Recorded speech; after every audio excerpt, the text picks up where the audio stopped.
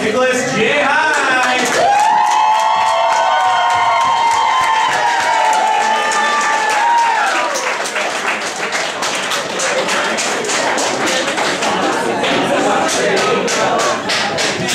Hello. It's like we all decide the microphone like better.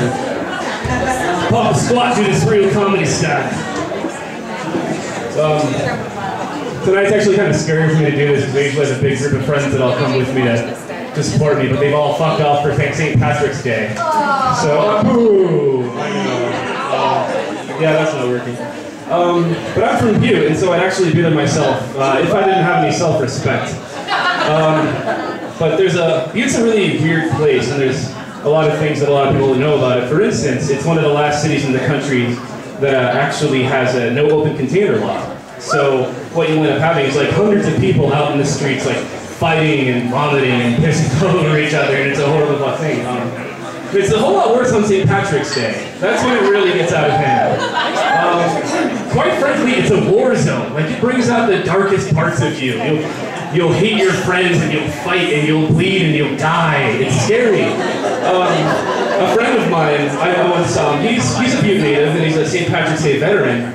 And I was wandering around uptown, and I saw him lying on his back in the street, just rolling back and forth, covered in blood. His legs and elbows covered in blood, with an empty bottle of whiskey in his hand. And he's wearing a kilt, so his junk is just flapping around in the breeze.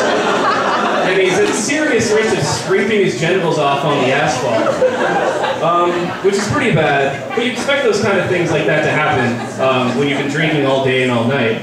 But this happened at noon. The sun is shining down on him, and children are watching him. At the same time you're engaged, so the children are pounding 40s. Learn how to hold your alcohol, you pussy.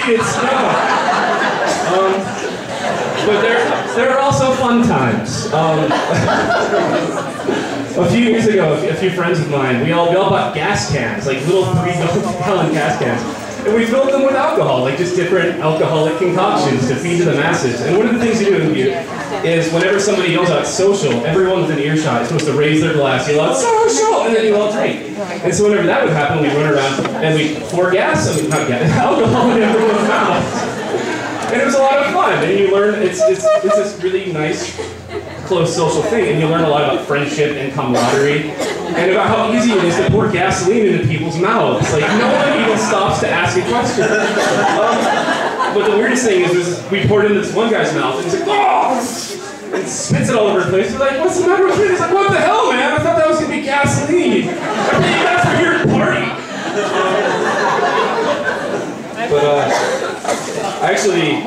I've had my fun, but I don't drink a whole lot anymore. Mostly because I started taking antidepressants for a while there, and alcohol and antidepressants have some weird interactions. I don't want to go on about it, but I mean, whip your dick out at a party once and you're a party animal. Do it 6 times and you're a sexual predator.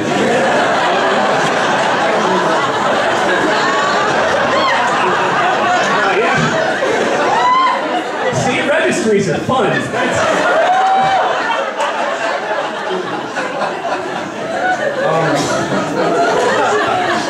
But the thing about the antidepressants was, I went on a school trip to China, and I just let my prescription run out because I wasn't happy about the antidepressants. I wasn't happy taking them, and so I just let the prescription run out. And I want to let you know, if you ever want to feel truly alive, just go cold turkey off antidepressants after taking them for 6 months. You will feel every single emotion you've ever felt in your entire life all at once. Like, my brain was screaming and my teeth were humming, and I unlocked all the secrets of the universe. And that part's all great. But the part I had a hard time with was the 24/7 non-stop pants-tearing erection I had for a full week. Because your libido goes down with your antidepressants, and when it comes back with a serious vengeance. Like, I'd cut my own penis off if I weren't scared that 3 were going to grow back in its place. But like I said, I was in China. If I were in the States, it wouldn't be a problem. I'd just sit on my computer, and thanks to the marvels of modern technology, I had an infinite cornucopia of pornography to sort through. But not only is pornography illegal in China, but there's a government firewall that blocks access to a lot of websites. But I wasn't going to let that stop me. I actually broke through the Chinese firewall. I brought software from the US when I left. So I'm breaking Chinese law just so I can see some hits and hopefully rub out some of my problems. And potentially causing an international incident. And I mean, nothing ever came of it. Like, the secret police didn't come and put a bag over my head, which probably would have helped with the whole rubbing out the problems thing. But uncomfortable giggles. But I was actually kind of disappointed nothing terrible happened, because I was looking forward to like this horrible international incident. Back in the U.S., there'd be this thing about the newsboys on the corner, like, extra, extra, like, American rubbed out for rubbing one out. But it never came to that. And we don't have newsboys that make masturbation jokes in the real world. So in my perfect place, they do that. But I also had a really uncomfortable experience because of this non-stop wankery. We stayed in hotels the whole time we were there, and one time I was prepped and ready to go, I'll say that. And my roommate went to the museum for the day, so I had gone along with him. But I guess he missed his bus, and opens the door, and then there's that awful moment where he's frozen trying to process why my pants are around my ankles. And I'm trying to figure out a good excuse for why the situation is happening. You know, I don't know if it's happened to anybody else, but he just backs out of the door. We don't talk about it, but I really think that was the bad way to go about dealing with the situation. Because you're going to think about it, and it's going to be uncomfortable, and you may as well just get it all out there. And I think that's a point when you're caught in the act, you've really just got to be an alpha dog and face the intruder, and just turn and be like, I don't know what you think you're doing here. But I'm really busy right now, and I think you're going to have to just be gone for a few minutes. I see you're scared. You have until the count of to stand and get out of the way. Otherwise, you're going to have to face the consequences. But that isn't how it went down. And so what ended up happening is he basically had me in a blackmail situation. And even though pornography is illegal in China, you can buy it from all these illegal street vendors. And so he'd come home with like dozens and dozens of DVDs of Chinese pornography. But he didn't have a DVD player in his laptop. And so he'd just show all these DVDs off to me and tell me like, oh my god, I can't wait to get home. I'm really going to mail these off, get home, and really hurt myself with 124 of these. And it was disgusting, but I just had to sit there and suck it up because he and I now have this sacred bond of trust from him walking in and seeing me in the act. And I was just bound to secrecy because the last thing I could ever deal with is knowing that a whole random group of people that I've never met before would ever hear about that incident. So the secret will die with me, and hopefully he keeps his end of the bargain. Another frustrating thing about China was being constantly sick all of the time. The food is so different there. Like, all of us Americans who went there were just ill non-stop, and it was horrible.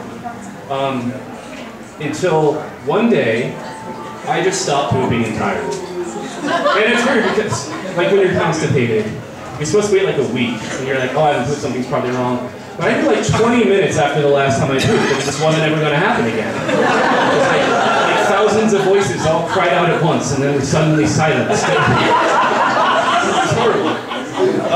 So I went to the doctor, and she only spoke Chinese, so I'd have a Chinese friend translate the diagnosis for me. And she basically, what she told me is I had too much wind and fire. Which wasn't helpful at all. And I'm like, I didn't know what to do. Like, if I keep eating like this, will I eventually also get earth, water, and heart, and summon Captain Planet from my colon? Like, it was a horrible thing. But what she ended up doing is she prescribed me all these herbal medicines to deal with it, to help balance out my different elements. Then I take those for a while and it doesn't work. And I go back after a few days, and she's like, oh, I'm sorry, we'll try another herbal remedy, and I take those and it doesn't work, and I go back again. It's like, oh, I'm sorry, this isn't working for you. Maybe we should just give you the constipation medicine. That's how excellent her faith in Chinese medicine was, and eventually just peters after that. But I got back to the States, and I thought things would settle down after that. But to no avail. I was still not pooping. And there was a while I tried to make it sound like a good thing, like I was running at 100% efficiency. Like everything I ate, I was converting into energy, and I turned into some sort of ubermensch. But you get sicker and you get sicker, and you start to worry. And I go to the doctor, the American doctor, and ask him about that. I describe him my symptoms, and he can't figure out what's wrong with me. And so during conversation, I mentioned I'm a law student, and he immediately stops me. He's like, that's it, that's all it is right there. I'm like, what are you talking about? It's like, you law students are all so stressed out that you're so uptight you can't pass anything through your bodies. Like, where you used to have a digestive system, now you just have a giant catcher's mitt. And I wouldn't expect to pass anything until you pass the bar exam. And so he basically, I have to relax. And so I wait a couple weeks, but I keep getting sicker. And I go back and I'm like, this isn't satisfactory. I really need to do something about this. And so he prescribed me Zoloft, which is an antidepressant. And I'm like, what good is that going to do me? Like, how is that going to help me start having stomach wellness again? And he's like, well, it's not. You're going to be a lot less worried about it from now on. Stop bothering me about your poop problems. And it's worked out for the most part. My life is better. I'm less stressed out. I'm healthy. I ran into 3 kids on the way to school today, and I don't feel any bad feelings about it. So it's working. It's working. And with that petering out, that's about my time. So I suppose I should get off the stage. But before I get off, I just want to say, everyone should pay money to this good thing, because after-school programs are really important for kids that really don't have much to do after school. And I was one of those. I was a screwed-up kid. My parents weren't around a lot, and it would have been really good to have something like this to fall back on. And I know, like, a lot of you are college students and things like that, and think you don't have a whole lot of money. And I used to feel that same way until I invented the concept of stripper dollars. Which, basically the way it works is, I can't die knowing that I've spent more money on strip clubs than I have on, like, good, socially conscious things. But I'm not going to stop going to strip clubs. Like, I need that. And so, every dollar I spend at a strip club, I match with a good cause. And so, I don't know, I'm probably going to keep dozens of countries fed for the rest of their lives.